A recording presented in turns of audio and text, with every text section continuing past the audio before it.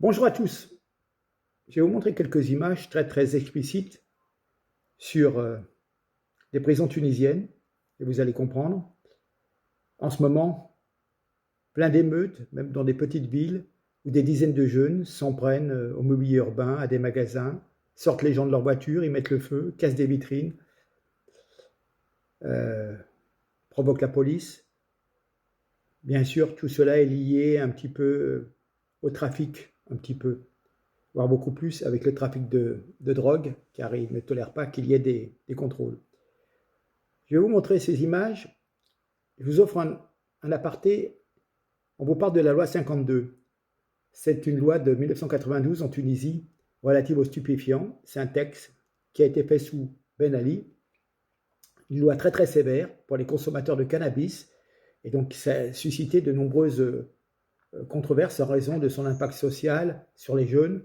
Et elle lutte contre la consommation et le trafic de stupéfiants, hein, mais même une petite fumette de rien du tout. Hein. C'est incroyable. Alors quand on voit toute une partie de la jeunesse qui traite les Français de racistes, qui se plaignent de l'état du gouvernement français, franchement, cette loi prévoyait une peine minimale d'1 an de prison pour la consommation et la détention de stupéfiants à usage personnel, sans possibilité pour les juges de prendre en compte des circonstances atténuantes.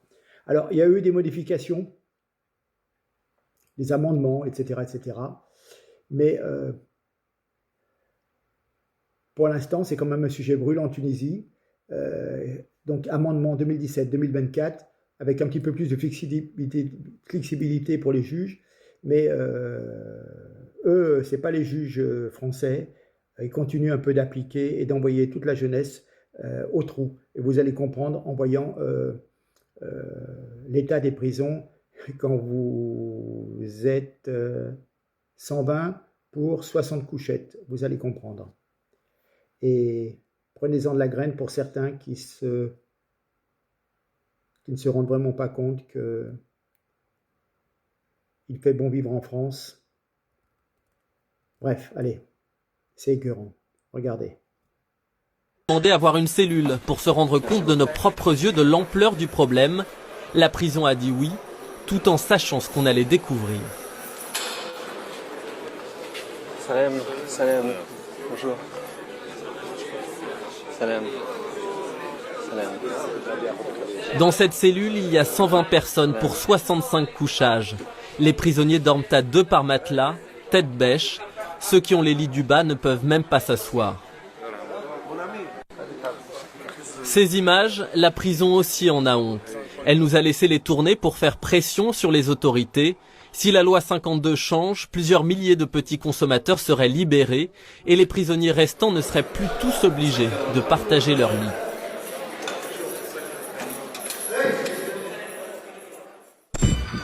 Des prisons surchargées, une partie de la jeunesse sacrifiée, une consommation qui ne baisse pas.